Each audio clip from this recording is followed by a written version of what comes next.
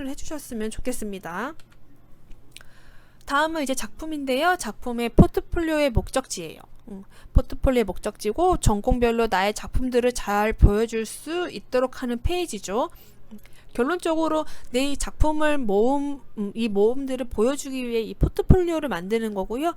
이 한 권으로 나를 모든 거를 다 보여줘야 되기 때문에 가장 중요하기도 하고, 퀄리티가 낮은 작품을 넣어서 내가 했던 다른 작품들이 의심받지 않을 수 있도록 그런 작품 선별도 굉장히 중요합니다. 말씀드린 것처럼 작품 프로젝트당 2장, 4페이지를 넘지 않도록 하고요. 혹여나 내가 전공 과목으로 진행하고 있어서 퀄리티가 매우 좋은 작품이다, 그래서 보여줄 게 너무 많다라고 하는 거는 3장, 6페이지 이상을 넘기지 않도록 하고요. 이러한 3장씩이나 보여주는 작품들이 많으면 안 돼요. 그걸 보여줄 거에 대한 강약을 조절을 하여서 가급적이면 2장, 4페이지를 넘지 않도록 하고, 좀 중요하게 잘 보여주고 싶은 거는 3장, 6페이지, 혹은 광고 이런 거 같은 경우에는 2페이지, 1장 정도로 나열을 해주시면 됩니다. 전공별로 어떻게 작품 레이아웃을 했는지 좀 설명을 드릴 건데요. 이건 이제 아이덴티티, 약간 브랜딩이라고 표현을 많이 해요. 브랜딩이랑 카테고리를 아이덴티티 혹은 브랜딩 이렇게 카테고리를 적어주시고, 카테고리별 작품 순서입니다. 브랜딩의 첫 번째 작품이다, 브랜딩의 두 번째 작품이다, 이렇게 표현을 해주시면 될 것 같고요. 작품명을 적어주시고, 그 다음에 달빛 뱃놀이 축제의 작품명에 사용한 로고, 브랜드명, 브랜드 로고 같은 게 있겠죠. 그런 것들을 한 번 더 표시를 해주고, 작업 정보예요. 언제 만들었고, 내가 참여율이 이거 내가 혼자 100% 한 거다, 혹은 팀별 작업이다, 3명이 한 작업이다, 2명이 한 작업이다, 표시를 해주시면 되는데요. 참여율을 저렇게 100%로 표시를 해주셔도 되고요. 사람을 1명 혹은 2명, 3명, 4명 이렇게 그려서 그렇게 참여를 몇 명이서 한 건지, 그 중에서 내가 무엇을 맡아서 했는지, 그래픽인지 기획인지 이런 것들을 좀 더 표현해 주시면 될 것 같습니다. 왼쪽 하단에 작품 설명 들어갔고요. 오른쪽에 상단에 카테고리가 왼쪽에 첫 번째로 들어는 갔지만, 오른쪽 페이지 상단에 조그맣게 저렇게 조그맣게 쪽수 페이지 옆에다가 표현을 또 해주기도 합니다. 그리고 7번째로 작품 배열의 메인을 보여주기도 하고요. 여기 보시면 아이덴 같은 경우에는 여러분들 어플리케이션 많이 모음으로 만들잖아요. 그거에 대한 메인 페이지, 뭐가 다 이렇게 한 곳에 응집되어 있는 메인 이미지를 맨 앞에다가 보여주시고, 그 다음 페이지에다가는 디테일 컷을 풀어주시면 되는데요. 지금 같은 경우에는 달빛 뱃놀이 축제를 하면서 만들었던 그래픽 요소들, 8번 보이시죠? 그래픽 모티브를 이 작품 레이아웃 페이지의 배경으로 깔아줬어요. 그렇게 되면은 달빛 뱃놀이 축제의 페이지를 보면서 전체적인 작품과 이 페이지가 같은 톤으로 보여지게 되고, 좀 더 이 작품에 대해서 이렇게 쉽게 좀 빠져들 수 있게끔 해주는 요소인 것 같아요. 그래서 저는 여러분들이 작업했던 그런 그래픽 파일에서도 그래픽 요소 하나를 소스화를 해서 이렇게 배경에다가 패턴화로 깔아주는 거를 좀 많이 좀 추천을 드리는 편이에요. 그러니까 이러한 방법도 참고를 해주시면 좋을 것 같습니다. 다음 페이지에는 아까 말씀드린 대로 좀 더 이제 세분화된 디테일 컷들을 좀 보여드리는 거고요. 내가 이 달빛 뱃놀이 축제에서 그런 이러한 축제가 이루어지게 된다면 티켓도 필요할 것이고, 담당자의 명함도 필요할 것이고, 리플렛도 필요할 거고, 유니폼과 이런 컵도 필요하겠죠. 이런 것들을 생각을 해서 각각 해당하는 디테일 컷, 목업들을 보여주시고 각각에 대한 설명을 해주시면 돼요. 그래서 부분 작품 배열 및 설명을 해주시면 되고요. 말씀드린 대로 좀 더 이 축제에 어울리는 것들이 무엇이 있을까 바리에이션을 생각을 하셔서 그런 목업을 찾으셔서 이미지 작업을 해주시면 됩니다. 2번 같은 경우에도 본인이 이제 메인으로 전공으로 작업한 이런 프로젝트이기 때문에 3장까지 사용을 하였고요. 바리에이션 하여서 이런 굿즈까지도 더 작업을 진행을 하였어요. 이런 축제 때 기념품들 많이 팔잖아요. 그런 것들 에코백이라든지 이런 배지 이런 것들도 더 추가적으로 이렇게 표현을 해줬고요. 각각의 무엇을 의미하는지, 어떤 거를 조금 표현을 더 하였는지, 이 많은 그래픽 소스 중에서도 왜 이때는 이거를 적용했는지에 대한 설명을 해주시면 될 것 같습니다. 다음은 그래픽 페이지인데요. 그래픽 같은 경우에도 마찬가지예요. 그래픽이라는 카테고리, 그 다음에 카테고리별 작품 순서, 그 다음에 작품명 적어줬고요. 작업 정보, 참여율 100% 이게 또 적어줬네요. 왼쪽 하단에 작품 설명을 적어줬고요. 여러분들 이렇게 인포그래피처럼 이렇게 그래픽을 만든 친구들 많죠. 뭐 스페인을 한 친구도 있고, 제주도 한 친구도 있고, 또 어디지? 뭐 일본 뭐 이런 거 한 친구들이 많았던 것 같아요. 그런 친구들이 적용해서 보시면 좋을 레이아웃이니까 보시면 좋을 것 같고요. 뭐 이거를 인포그래피니까 이거 한 장밖에 없어요 라고 말씀하실 수 있겠지만, 제가 뭐랬죠? 각각에 갖고 있는 작품마다 그래픽 요소가 있다고 말씀을 드렸어요. 그 요소, 실질적으로 이 인포그래피를 만들면서 뭐 이렇게 한 장짜리 작업물이긴 하지만 결론적으로 그 안에 있는 아이콘들을 일일이 그래픽 작업을 한 게 이번 수업이었을 거 아니에요. 그 작업물들이 좀 크게 잘 보일 수 있도록 그것을 확대해서 메인 커서를 쓴 거고요. 그것이 포함된 스페인 푸드라는 주제로 한 이 인포그래피의 한 장짜리를 포스터화하여서 왼쪽 하단에다가 전체 이미지를 표현을 해줬어요.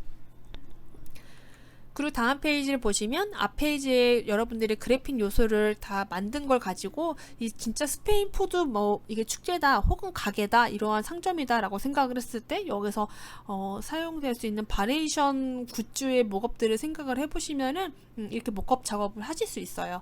그래서 뭐 이런 각각의 요소들을 살려서 스티커 모음집도 만들 수 있을 것이고, 컬러를 살려서 핸드폰 케이스도 만들 수 있겠죠.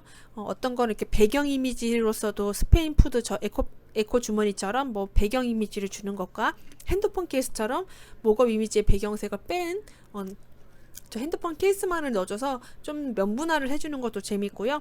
스티커에서도 모음집이 있으면 그거를 띄어서 마치 오른쪽에 붙인 것처럼 또 이렇게 꺼내서 표현해주는 것도 방법입니다. 그리고 여러분들 캘린더 작업들도 많이도 진행들 하셨을 텐데요. 이번 페이지에서 중요하게 보실 부분은 혹시나 내가 이제 작품 중에서 수상 경력이 있는 작품들이 있을 거예요. 그런 수상 경력이 있는 작품들은 또 이렇게 작품을 보면서 좀 더 표현을 해주고 싶을 텐데, 그런 표현하는 데 있어서의 방법은 저렇게 메달로 표시를 해주는 거예요. 내가 여기서 대상을 탔다, 뭐 금상을 탔다, 은상을 탔다, 동메달을 땄다, 이런 거에 대한 컬러 포인트를 메달로 표현을 해주시면 되고요. 이 친구를 써주진 않았지만 하단에 어디서 무슨 상을 탔는지 짧게 간단하게 써주시는 것도 방법입니다. 이 친구에 대한 레이아웃은 왼쪽 페이지에는 작업 정보와 디자인 컨셉들이 간략하게 적어져 있고요. 오른쪽에는 저렇게 캘린더를 전체 페이지를 쓰지는 않았고 밑에다가 디테일 것을 좀 더 살려줬어요. 그리고 이 친구에는 그 작업 정보를 프로젝트명, 프로그램으로 뭘 썼는지, 그 다음에 언제 작업을 한 건지, 그 다음에 사이즈는 몇 곱하기 몇 짜리 작업물인지 이렇게 적어줬고요. 여러분들 캘린더 작업한 것들 보면은 뭐 세 가지 뭐 1개월에서 뭐 6개월, 12개월 뭐 이렇게 좀 장수가 많을 텐데요. 여기서 메인으로 써야 될 페이지는 여러분들이 작업한 캘린더 작업물 중에서 가장 자신 있는 거, 가장 표현이 잘 된 것을 메인으로 사용을 해주시면 되고요. 나머지 같은 경우에는 저렇게 또 다른 형식으로 앞에다가는 벽걸이형으로 캘린더를 목업하여서 보여줬다면, 뭐 두 번째 장에서는 탁상형 캘린더에 목업을 씌워서 보여주시면 될 것 같고, 또 하나 또 잘 생각을 해보셔야 될 것 같은 게, 내가 이 캘린더를 만들었던 주제가 무엇인지를 생각해서 이것을 바리에이션하여서 무언가를 줄 수 있을지를 고민을 해보시면 페이지 구성하는데 되게 도움이 많이 돼요. 이 친구는 다이어트 캘린더를 만들면서 제가 이것이 뭔가 헬스장 뭐 이런 데서 나눠주는 거라고 생각을 하면 어떨까라는 얘기를 서로 나눴고, 거기서 나눠주는 달력이고, 그리고 거기서 나눠주는 다이어트 노트는 어떨까라는 얘기를 나눴어요. 그래서 다이어트 노트라는 목업을 좀 더 찾았고요. 오른쪽 페이지에는 바리에이션 된 다른 월에 대한 디테일들, 그 다음에 컬러로 메인을 뭐 써주는지 또 이렇게 세부적으로 설명을 써줬죠. 그리고 각각 월에 대한 컨셉들도 위에 한 번씩 설명을 해줬어요. 연어, 뭐 아보카도, 스피닝 뭐 이런 거를 써줬죠.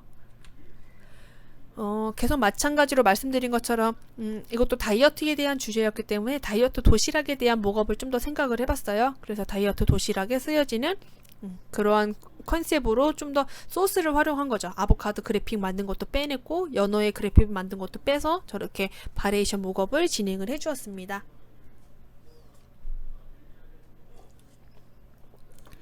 다음으로 표현한 건 여러분들 또 이제 스포츠 올림픽에 관련된 스포츠 관련된 그래픽을 한 친구들이 많을 텐데요. 이것도 마찬가지예요. 내가 만든 게 2개다, 4개다, 이렇게 각각 진행하는 속도가 다르기도 할 텐데요.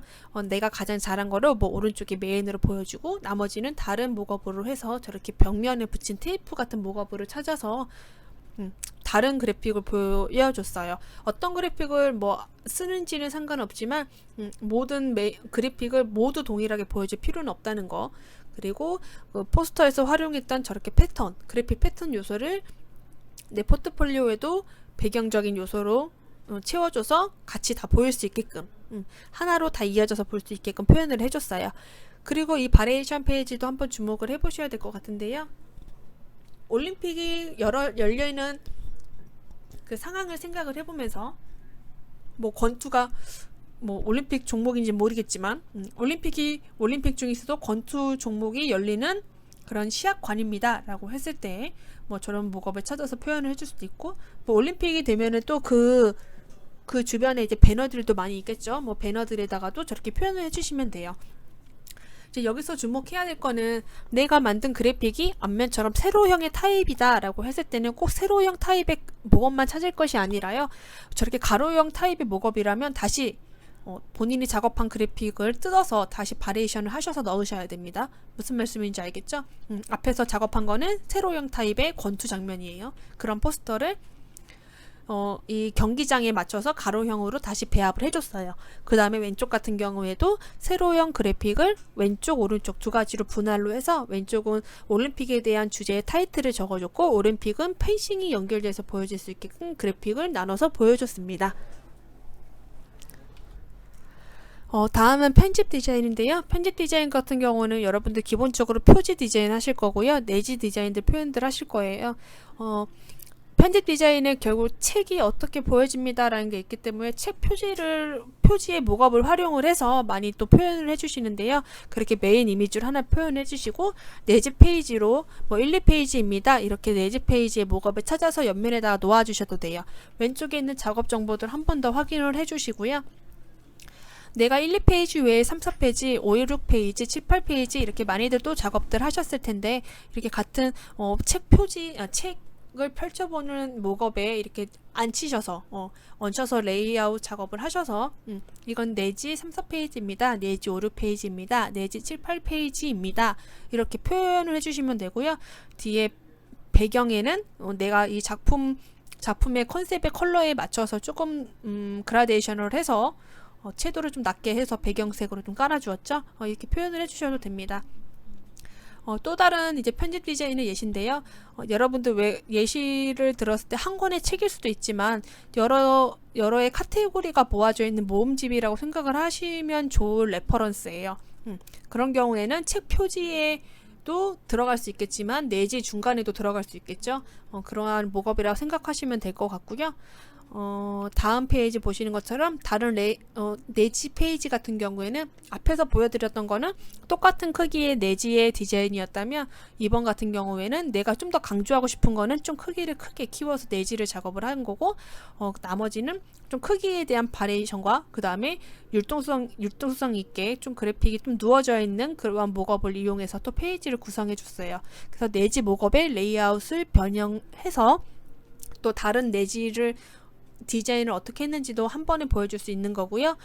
그리고 저기 6, 7페이지에 사용했던 그래픽 요소를 그것도 꺼내서 또 이 포트폴리오 내지에다가 그래픽 요소를 활용을 해줬어요. 제가 계속 말씀을 드리지만 저렇게 내가 사용했던 그래픽 요소를 배경화면에다가 넣어서 사용하는 그래픽 요소를 사용하는 거 추천해서 드리고, 그리고 그래픽 요소라고 써있는데 위에 작게 이렇게 문장이 보일 거예요. 그거 같은 경우에도 이 편집 디자인의 주제가 무엇인지 한 번 더 이렇게 패턴화 시켜서 표지 내에 넣어줬다 생각하시면 됩니다.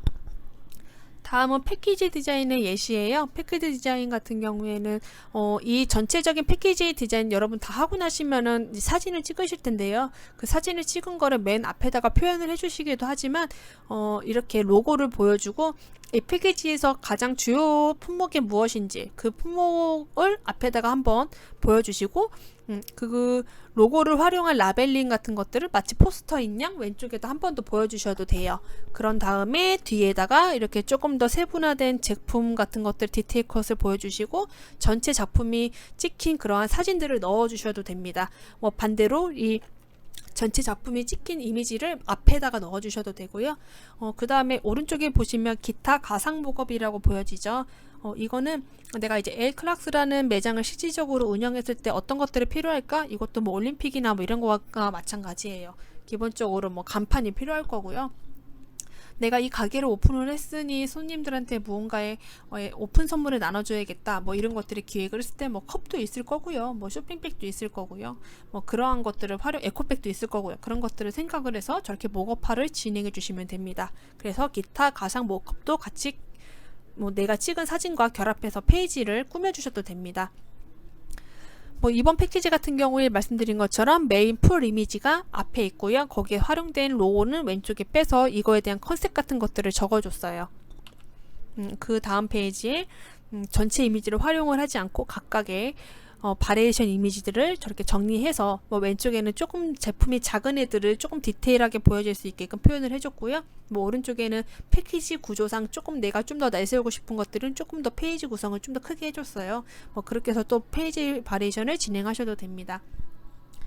다음은 웹인데요. 웹 같은 경우에도 내가 이게 스크롤 방식인지 아니면 클릭해서 다음 페이지로 넘어가는 방식인지에 따라서 표현해주는 그런 목업들을 진행을 할 수 있어요. 저렇게 핸드폰 상에서도 모바일 스크롤 타입이다 라고 했을 때는 이미지를 길게 내빼줄 수도 있고, 저렇게 화살표 방향을 밑으로 해서 이거 스크롤하는 이미지입니다. 뭐 작품 페이지입니다. 이렇게 표현을 해줄 수도 있고요.